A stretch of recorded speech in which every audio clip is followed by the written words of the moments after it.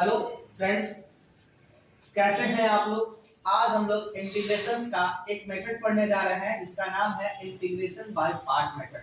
अक्सर ऐसा क्वेश्चन आता है कि जहां पे दो फंक्शन मल्टीप्लिकेशन के रूप में गुणा के रूप में होगा उसका डिफरेंशिएशन करेंगे। तो जब दो या तीन गुणा के रूप में अगर इक्वेशंस होता है, इंटीग्रेशंस का क्वेश्चन होता है, दो फंक्शंस अगर दिया हुआ रहे तो उसको हम लोग इंटीग्रेशन बाय पार्ट मेथड से सॉल्व करते हैं। अगर हमारा दो फंक्शन दिया हुआ है प्रोडक्ट के रूप में तो उसको हम लोग इस फॉर्मूला से करेंगे जहां पर u क्या है, तो u is the first function और v is the second function. हमारा u पहला फंक्शन है और v दूसरा फंक्शन है और इसका हम लोग क्या करेंगे, डिफरेंशिएशंस करेंगे जहां पर u है v का इंटीग्रेशन माइनस u का डिफरेंशिएशन फिर v का इंटीग्रेशन फिर टोटल का मल्टीप्लाई करके उसका इंटीग्रेशन करके जो सॉल्यूशंस आएगा वही हमारा आंसर होगा, है ना। अब इसको बनाने के लिए हम लोग क्या करेंगे, एक एग्जांपल की मदद लेते हैं। एक एग्जांपल जैसे लेते हैं, क्वेश्चन हमारा है x² log x। यहाँ पे भी देख लीजिए x² भी एक फंक्शन है और log x भी एक फंक्शन है। तो इसको सॉल्व कैसे करेंगे, तो हम लोग उसी फॉर्मूला की ओर चलेंगे। अब आता है सवाल कि किसको हम लोग फर्स्ट फंक्शन लेंगे और किसको सेकंड फंक्शन लेंगे। तो फर्स्ट फंक्शन उसको लेंगे जिसका हम लोग क्या कर सकते हैं, आसान तरीके से डिफरेंशिएशन कर सके, और log x यानी कि सेकंड फंक्शन उसको लेंगे इसको आसान तरीके से हम लोग क्या कर सकते हैं, तो डिफरेंशिएशन कर सके। इसको हम लोग यहाँ भी लिख सकते हैं, इसको यहाँ भी ले सकते हैं, इसमें कोई डाउट की बात नहीं है, ठीक है। इसमें डाउट्स होना भी नहीं चाहिए। इसको सॉल्यूशंस करने के लिए अगर हम लोग इस लोग ऐसे लिख लेते हैं f log x x² dx हो गया। अब यहाँ पर क्या होता है, यानी कि हम इसको क्या मान लेते हैं, u मान लेते हैं और इसको क्या v मान लेते हैं। अगर इसको v मान लेते हैं तो क्या आपका देखिए बेसिक फॉर्मूला में 1/x का log x होता है। log x का इंटीग्रेशन का फॉर्मूला बेसिक है नहीं है, तो यहाँ पे करेंगे तो पॉसिबल होगा ही नहीं, इसीलिए हम लोग इसके आधार पर चलेंगे। अब हम इस फॉर्मूला पे चलते हैं। तो u हमने माना है log x को, तो log x को जैसा है वैसा ही हम लोग लिख लेंगे, ठीक है। उसके बाद v का इंटीग्रेशन, तो v क्या है, x² है, तो x² का इंटीग्रेशन माइनस क्या है, du/dx यानी कि d log x बटा dx।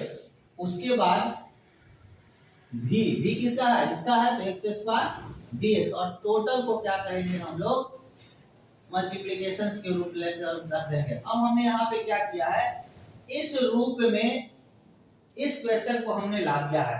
अब क्या करना है, बस सॉल्यूशंस करना है। अब यहाँ पे क्या करेंगे, u log x है तो इसका तो कुछ करना ही नहीं है, तो जैसा वैसे छोड़ देंगे।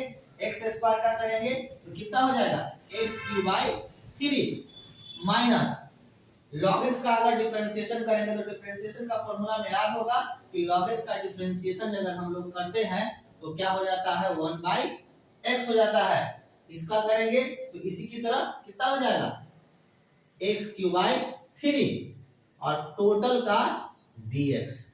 यहां तक कहीं से कंफ्यूजन नहीं होना चाहिए। इसको अब इजी वे में लिख देंगे, x³ log x/3।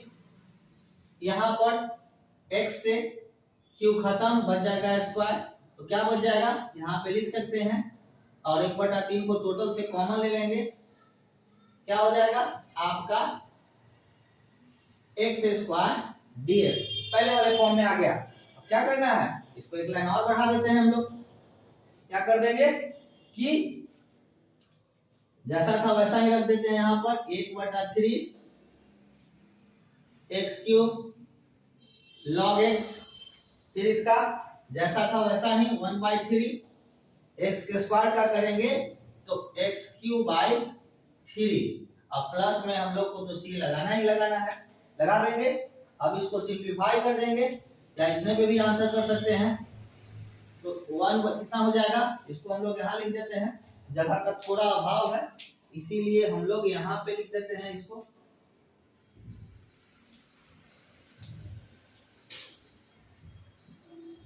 जगह बना लेते हैं जिससे कि आप लोगों को समझने में दिक्कत हो, नहीं तो मिक्स हो जाएगा, प्रॉब्लम होगा।